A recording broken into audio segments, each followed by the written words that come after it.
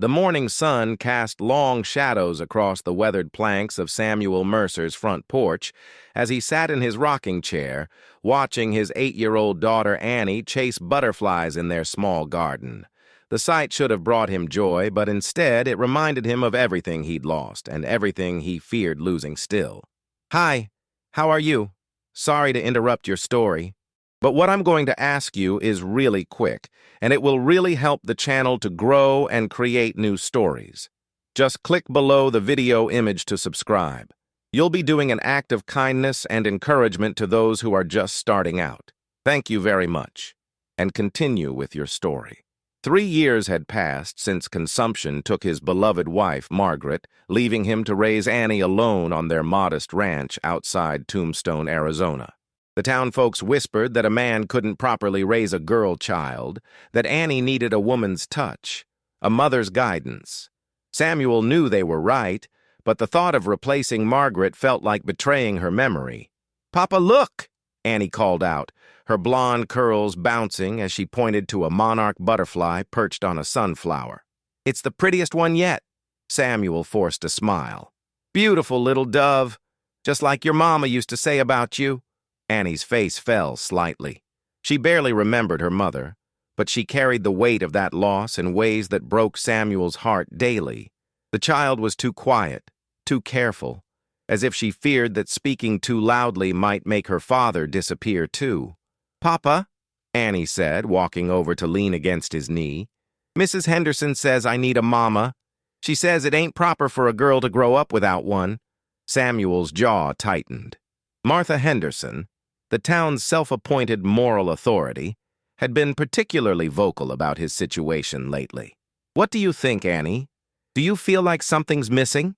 Annie considered this with the seriousness only children possess. "Sometimes I wonder what it would be like to have someone braid my hair real pretty or teach me to make biscuits that don't turn out hard as rocks." She giggled at this, and Samuel couldn't help but chuckle too. His cooking skills were admittedly limited.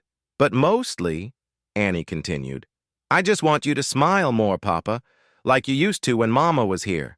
The words hit Samuel like a physical blow. He'd thought he'd been hiding his grief better, but children saw everything. He pulled Annie onto his lap, breathing in the scent of sunshine and innocence that clung to her. "I'm trying, little dove. Some days are harder than others." "I know, Papa. I miss her too, even though I can't remember her voice anymore." Annie's small hand touched his cheek. "But maybe if we found someone kind, someone who could love us both, it wouldn't feel like we're forgetting Mama. Maybe it would feel like we're making room for more love." Samuel stared at his daughter, amazed by her wisdom. At 8 years old, she understood something he'd been struggling with for 3 years. Margaret wouldn't want them to live in perpetual mourning. She'd want them to find happiness again, to build a family that honored her memory while embracing new possibilities. "You might be right about that, Annie." The sound of approaching hoofbeats interrupted their conversation. Samuel tensed instinctively. Unexpected visitors in Tombstone rarely brought good news. A rider appeared on the horizon, dust trailing behind him as he approached their property. Samuel recognized Tom Bradley, one of the town's deputies, before the man even reached their gate. Tom's face was grim, and he dismounted with the heavy movements of someone carrying bad news. "Afternoon, Samuel. Annie." Tom tipped his hat to the little girl, who had moved to stand slightly behind her father's chair. "Tom, what brings you out this way?" "Got some news from town you might want to hear. There's going to be an auction tomorrow. Some woman's husband died, left her with debts she can't pay. The creditors are selling her off to settle what's owed." Samuel's blood ran cold. "Selling her? Like property?" "It's legal, unfortunately. Happens more than folks like to admit out here. Woman's name is Evelyn Cooper. Word is her husband cast her aside before he died because she couldn't give him children. Now she's got nowhere to go and no way to pay his gambling debts." Annie tugged on Samuel's sleeve. "Papa, what does that mean? How can someone sell a person?" Samuel struggled to find words that wouldn't terrify his daughter, while still conveying the gravity of the situation. "Sometimes, Annie, when people are desperate and the law isn't fair, terrible things happen to good people." Tom shifted uncomfortably. "I thought you should know because Well, there's been talk about you needing help with Annie. Some folks think this might be an opportunity. An opportunity? Samuel's voice carried a dangerous edge. Now, don't get your hackles up. I'm just the messenger. But Mrs. Henderson and some of the other ladies have been saying that maybe this woman could work for you, help with the household and such. It would solve two problems at once. Samuel stood slowly, his hands clenched into fists. And what makes them think I'd participate in something so barbaric? Samuel, I know how it sounds, but think about it practically. This woman's going to be sold to someone tomorrow, whether you're involved or not. At least with you, she'd be treated decent. You're a good man, and Annie needs— Don't. Samuel's voice was quiet but firm. Don't tell me what my daughter needs, and don't suggest that I should buy a human being like livestock. Tom raised his hands in surrender. I'm sorry. I shouldn't have— Look, I just thought you should know what's happening. What you do with that information is your business. After Tom left, Samuel sat back down heavily, his mind racing. The idea of someone being sold like property made him sick, but he couldn't stop thinking about the woman, Evelyn Cooper. What kind of desperation must she be feeling? What kind of fear? Papa, Annie said quietly, are we going to help her? What makes you think we should? Annie was quiet for a long moment, her small face serious. Because Mama always said that when we see someone hurting, we should try to help if we can. And because— She hesitated, then looked up at him with eyes far too wise for her age. Because maybe she's as lonely as we are. That evening, after Annie had gone to bed, Samuel sat on his porch, staring at the stars. Margaret's words echoed in his memory. The measure of a man isn't in what he takes from the world, Samuel, but in what he gives back. He thought about the woman who would face the auction block tomorrow, about the fear she must be feeling, the humiliation. He thought about Annie's words about making room for more love, and about his own crushing loneliness that he'd tried so hard to hide. By the time the sun began to rise, Samuel had made his decision. He would go to town, not to buy a servant or solve his domestic problems, but to do what Margaret would have wanted him to do, to stand up for someone who couldn't stand up for herself. He had no idea that this decision would set in motion events that would challenge everything he thought he knew about trust, family, and the lengths people would go to protect their secrets.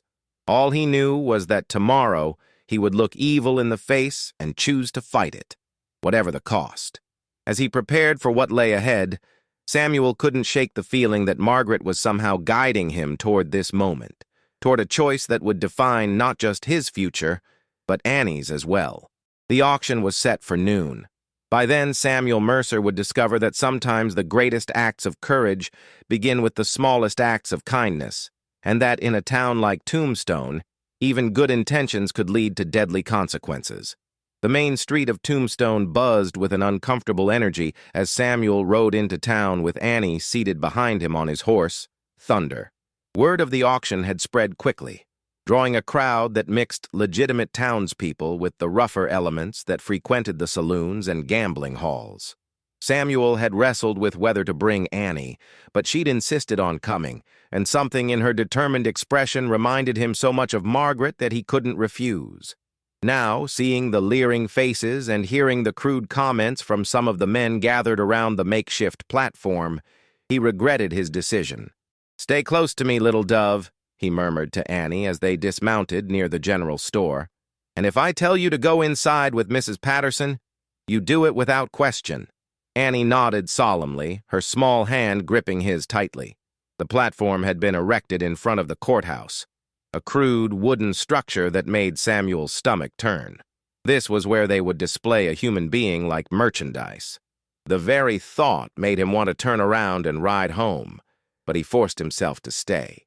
At exactly noon, Sheriff Bain emerged from the courthouse with a ledger in his hands. Followed by a small, nervous-looking man Samuel recognized as Henry Clanton, one of the town's creditors. Behind them came a woman who made Samuel's breath catch in his throat. Evelyn Cooper was not what he'd expected. She was perhaps 30 years old, with auburn hair pulled back severely and green eyes that held a mixture of terror and defiance. Her dress was simple but clean, and she carried herself with a dignity that the circumstances couldn't diminish. When she looked out at the crowd, her gaze briefly met Samuel's, and he saw something there that reminded him of a cornered animal, dangerous in its desperation. "Gentlemen," Sheriff Bean called out, his voice carrying over the murmur of the crowd, "we're here to settle the debts of the late Robert Cooper. As his widow has no means to pay what's owed, she's agreed to a term of service to satisfy the debt." "Agreed?" Evelyn's voice rang out clear and strong. "I was given no choice in this matter." Sheriff Bean's face reddened. "Mrs. Cooper, we discussed this. You have no assets, no family, and no means of support. This arrangement ensures you'll have food and shelter while working off your husband's obligations. And what of my obligations to myself? To my own dignity?" A murmur ran through the crowd. Some seemed impressed by her spirit, others annoyed by her defiance. Samuel found himself admiring her courage, even as he worried it might work against her. "The debt stands at $200, Henry Clanton announced. "Terms of service to be negotiated with the winning bidder, minimum term of 2 years. Samuel's jaw clenched. 2 years. They were selling 2 years of this woman's life. "Do I hear an opening bid of $50? "50! Called out Jake Morrison, a rancher known for his harsh treatment of his workers. Samuel's blood ran cold. "60! This from Bill Henderson, Martha Henderson's husband. Samuel knew Bill was bidding at his wife's urging, seeing an opportunity to acquire cheap domestic help. The bidding continued, climbing slowly. Samuel watched Evelyn's face grow paler with each bid, saw her hands trembling despite her efforts to maintain composure. When the bidding reached $120, only 3 men remained: Morrison, Henderson, and, surprisingly, Doc Holliday. Samuel had heard the stories about Holliday's gambling debts and questionable associations. The thought of Evelyn in his hands made Samuel's decision for him. $200, Samuel called out, his voice cutting through the crowd noise like a knife. The platform fell silent. All eyes turned to him, and he felt Annie's hand tighten in his. $200? Sheriff Behan repeated, clearly surprised. "That would settle the debt entirely." "That's my bid," Samuel confirmed, stepping forward. Doc Holliday studied him with calculating eyes. "That's mighty generous, Mercer. Mighty generous indeed." There was something in his tone that made Samuel uneasy, but he held his ground. "Any other bids?" Sheriff Behan called out. The silence stretched uncomfortably. Samuel could feel the weight of the town's attention, could hear the whispers starting. He'd just made himself the subject of gossip that would last for months. "Sold to Samuel Mercer for $200. As the crowd began to disperse, Samuel approached the platform where Evelyn stood frozen, her face a mask of shock and uncertainty. Up close, he could see the exhaustion in her eyes, the way she held herself as if expecting another blow. "Mrs. Cooper," he said quietly, removing his hat. "My name is Samuel Mercer. This is my daughter, Annie." Evelyn looked down at Annie, and for the first time, her expression softened slightly. "Hello, Annie." "Hello, ma'am," Annie replied politely. "Papa says you're going to come home with us." "Annie," Samuel said gently, "why don't you go say hello to Mrs. Patterson while I speak with Mrs. Cooper?" After Annie had skipped away, Samuel turned back to Evelyn. "I want you to understand something, Mrs. Cooper. I didn't bid on you to acquire a servant or anything else some of these men might have had in mind." Evelyn's eyes narrowed suspiciously. "Then why?" "Because what happened here today was wrong, and I couldn't stand by and watch it happen to someone who didn't deserve it." "And what makes you think I don't deserve it?" "You don't know anything about me." Samuel was quiet for a moment, studying her face. "I know you've been hurt. I know you're scared. And I know that whatever brought you to this point, no human being deserves to be sold like livestock." Evelyn's composure cracked slightly. "What do you want from me, Mr. Mercer?"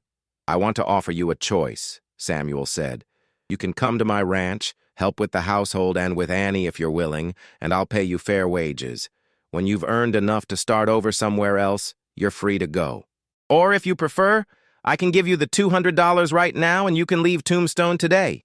Evelyn stared at him as if he'd spoken in a foreign language.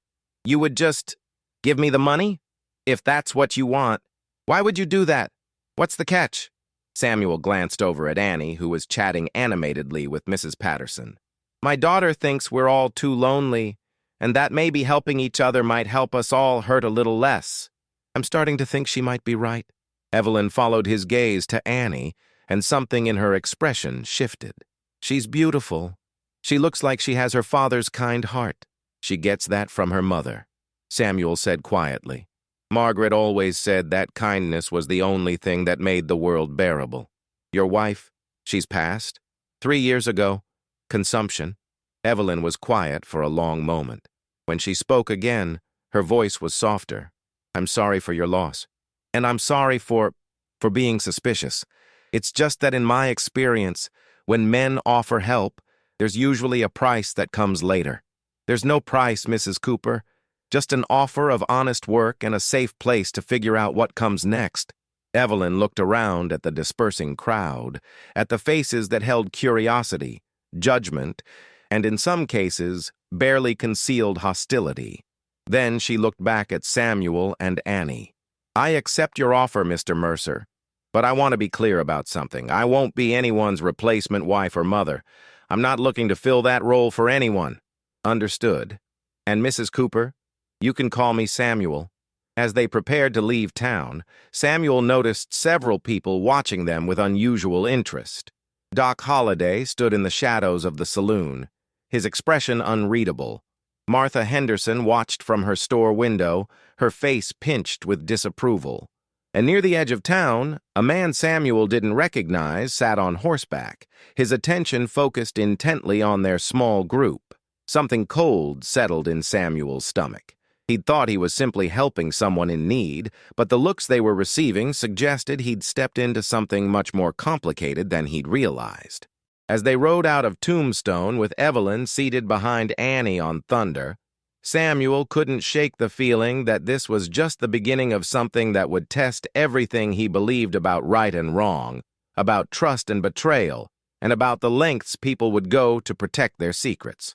Behind them, the town of Tombstone watched them go, and in the shadows, plans were already being set in motion that would soon turn their fragile new beginning into a fight for survival.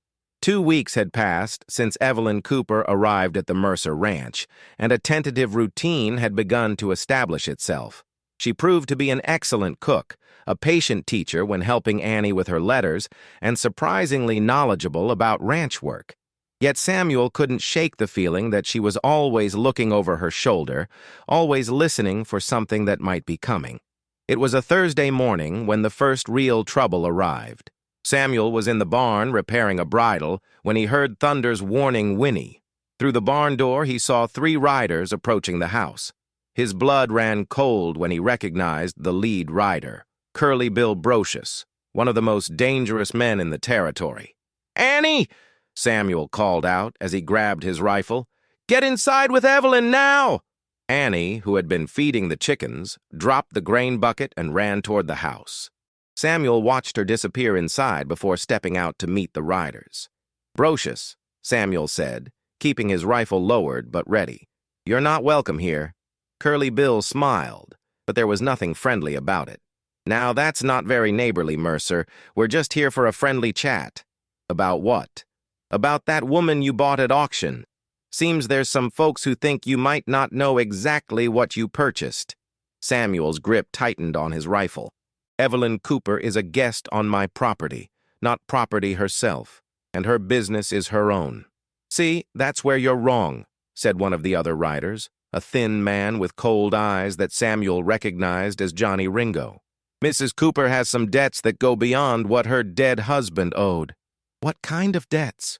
Curly Bill leaned forward in his saddle. "The kind that don't get settled with money, if you catch my meaning. The kind that require personal attention." Before Samuel could respond, the front door of the house opened and Evelyn stepped out, her face pale but determined.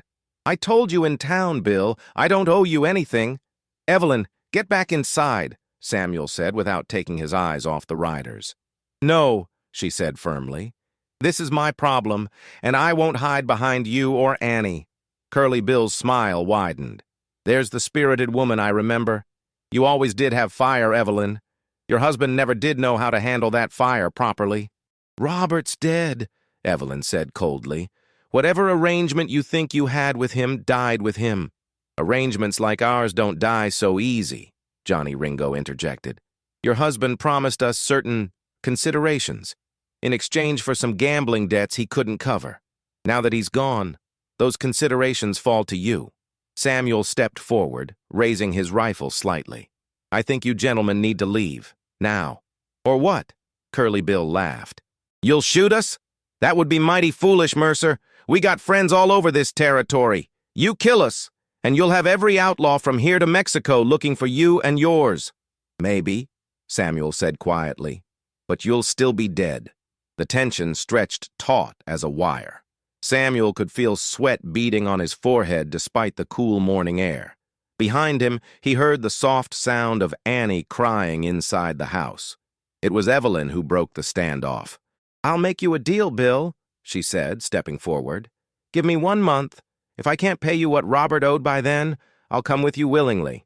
Evelyn, no, Samuel said sharply. How much? Samuel asked, surprising everyone, including himself. Curly Bill's eyes glittered with interest. $500, plus interest. Samuel's heart sank. He didn't have that kind of money, not without selling the ranch. 1 month? Evelyn repeated. That's all I'm asking. Curly Bill considered this, then nodded slowly. 1 month. But if you try to run, if you leave this territory, we'll find you. And when we do, the price will be much higher than money. After the riders left, Samuel found Evelyn sitting at the kitchen table, her head in her hands. Annie sat beside her, patting her arm with the instinctive kindness of a child. Why didn't you tell me? Samuel asked, his voice gentler than his words. Because it wasn't your problem, Evelyn replied without looking up. I hoped they'd forgotten about me after Robert died. What exactly did your husband promise them? Evelyn's face flushed red. Robert lost big at poker, more than we could ever pay, so he offered them something else as collateral. Samuel's stomach turned as understanding dawned. He offered them you. Not permanently, Evelyn said quickly. Just services, until the debt was paid. That's monstrous. That's why I couldn't have children with him, Evelyn said quietly. I couldn't bring a child into a world where their father would use their mother as a gambling chip. Annie, who had been listening with the serious attention children give to adult conversations they don't fully understand, spoke up. What's going to happen now? Samuel sat down across from Evelyn. We're going to figure this out, together. Samuel, you don't understand. These aren't men you can reason with or fight. They're killers. Then we'll be smarter than them. That evening, after Annie had gone to bed, Samuel and Evelyn sat on the porch discussing their options. The conversation was interrupted by the sound of approaching hoofbeats. A single rider this time. Samuel reached for his rifle but relaxed when he recognized Doc Holliday emerging from the darkness. Evening, folks, Doc said, dismounting slowly. Mind if I join you for a moment?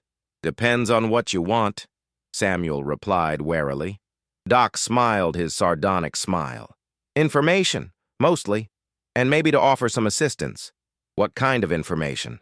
The kind that might keep you all alive. Doc's expression grew serious. You've stepped into something bigger than you realize, Mercer. Curly Bill and his boys aren't just after Mrs. Cooper for her husband's debts. What do you mean? Evelyn asked. Robert Cooper was more than just a gambler.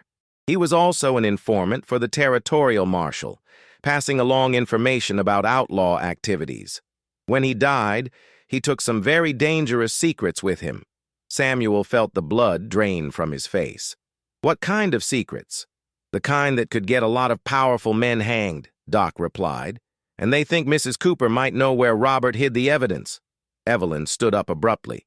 That's impossible. Robert never told me anything about his business. Maybe not directly, Doc said. But think, Mrs. Cooper, did he leave anything behind?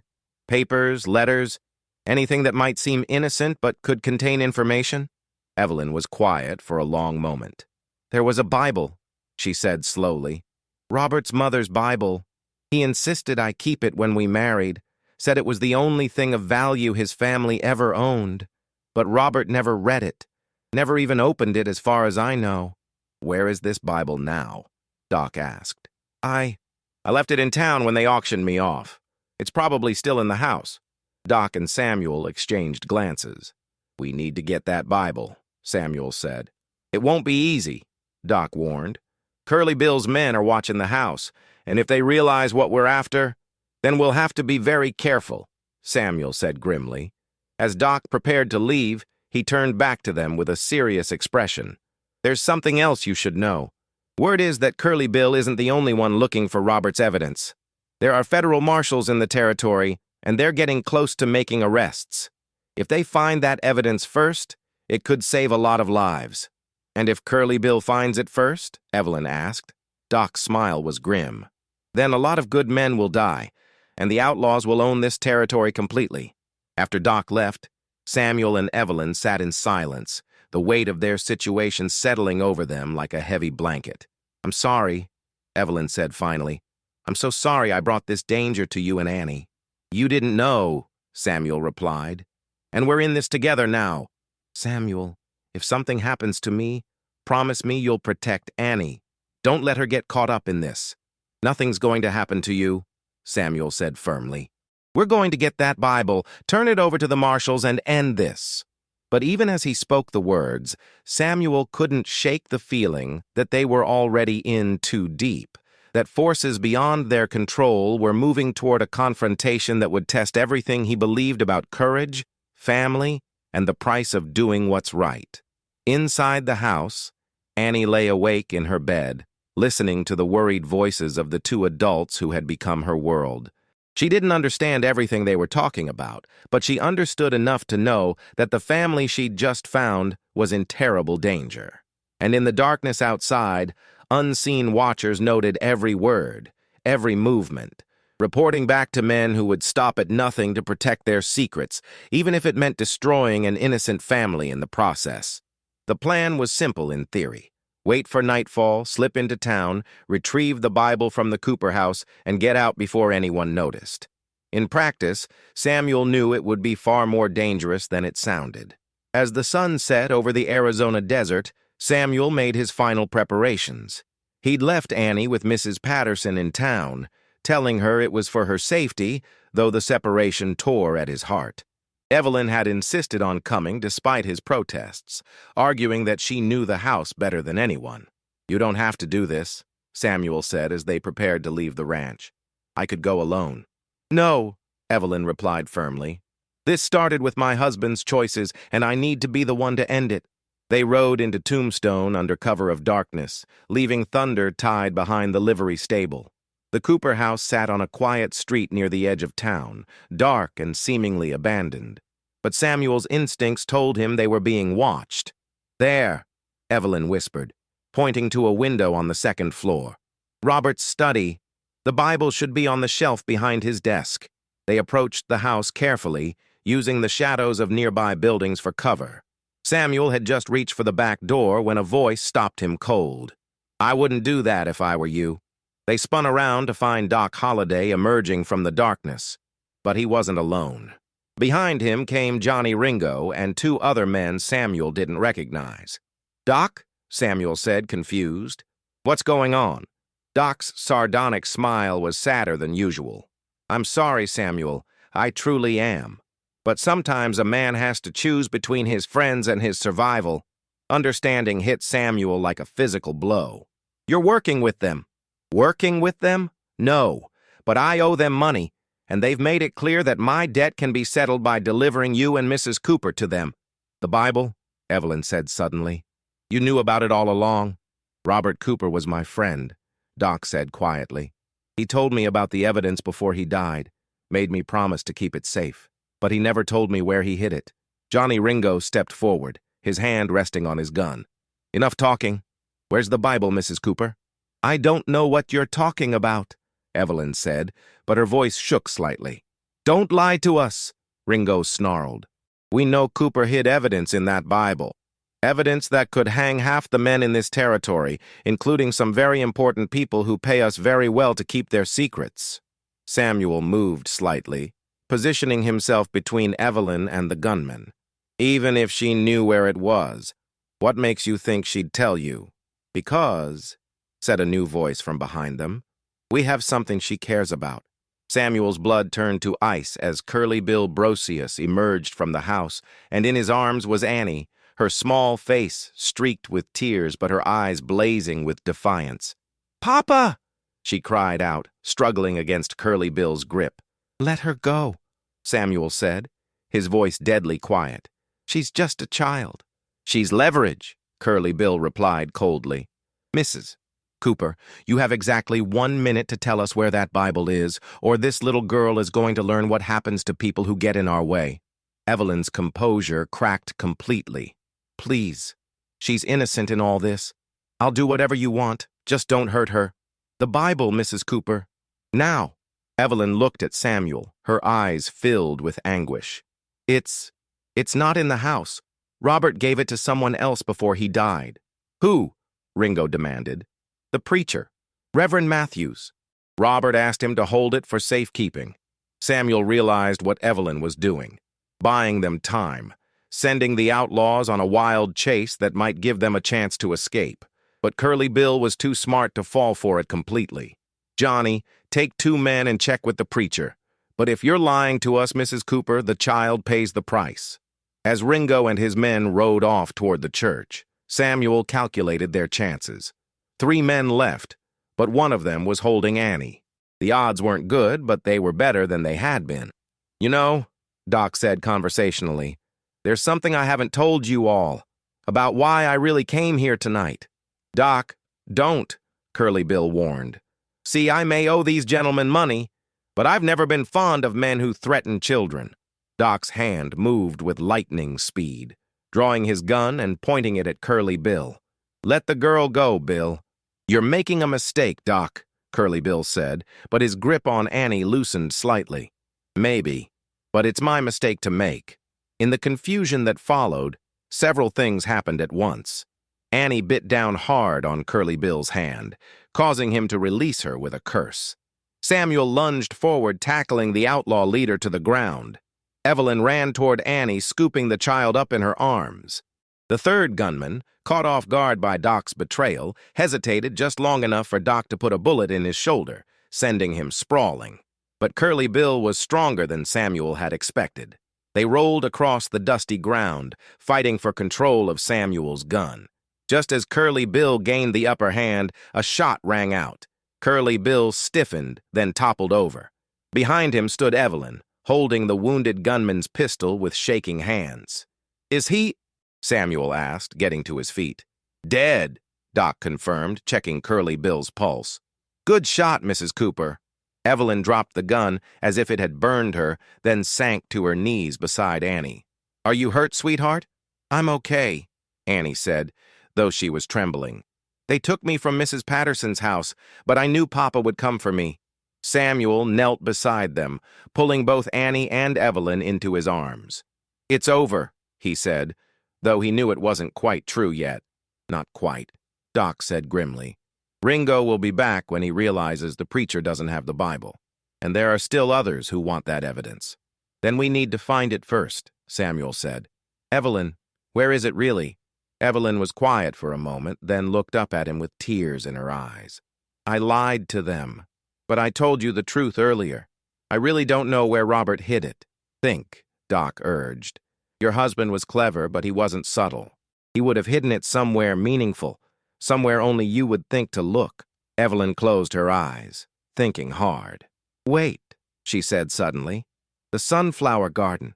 Robert always said it was the only beautiful thing he'd ever created. He used to sit there when he was troubled, said it helped him think clearly." "It's worth a try," Samuel said. They made their way to the small garden behind the Cooper house, where a patch of sunflowers grew in neat rows. By the light of Doc's lantern, they began searching among the plants. It was Annie who found it, her small hands discovering a metal box buried beneath the largest sunflower. Inside the box was the Bible, and tucked between its pages were dozens of documents, names, dates, locations, detailed records of outlaw activities, and the corrupt officials who protected them. "This is it," Doc breathed, scanning the papers. "This is enough evidence to clean up half the territory." The sound of approaching hoofbeats interrupted their celebration. Johnny Ringo and his men were returning, and they sounded angry. "We need to get this to the federal marshals," Doc said urgently. "There's a deputy marshal staying at the Grand Hotel. If we can reach him—" "Go," Samuel said. "Take the evidence and run. We'll hold them off." "Samuel, no," Evelyn protested. "We should all go together. Someone needs to slow them down, or they'll catch Doc before he can reach the marshal." Samuel checked his rifle, his face grim but determined. "Take Annie and get to safety. I'll catch up." "Papa, I don't want to leave you," Annie said, tears streaming down her face. Samuel knelt down and took his daughter's hands. "Listen to me, little dove. Sometimes grown-ups have to do hard things to protect the people they love. I need you to be brave and go with Evelyn. Can you do that for me?" Annie nodded reluctantly, and Samuel kissed her forehead. "I love you, Annie. More than all the stars in the sky." As Doc, Evelyn, and Annie disappeared into the darkness, Samuel took position behind a water trough, his rifle ready. The sound of hoofbeats grew louder. When Johnny Ringo and his men rounded the corner, Samuel was waiting. The gunfight that followed was brief but intense. Samuel managed to wound one of the outlaws and drive the others back, buying precious time for the others to escape. But as dawn broke over Tombstone, Samuel found himself surrounded, his ammunition running low. Just when it seemed hopeless, the sound of more hoofbeats filled the air. But these belonged to federal marshals, led by Doc Holliday and carrying the evidence that would finally bring justice to the territory. The arrest of Johnny Ringo and his surviving men marked the beginning of the end for the outlaw gangs that had terrorized Arizona.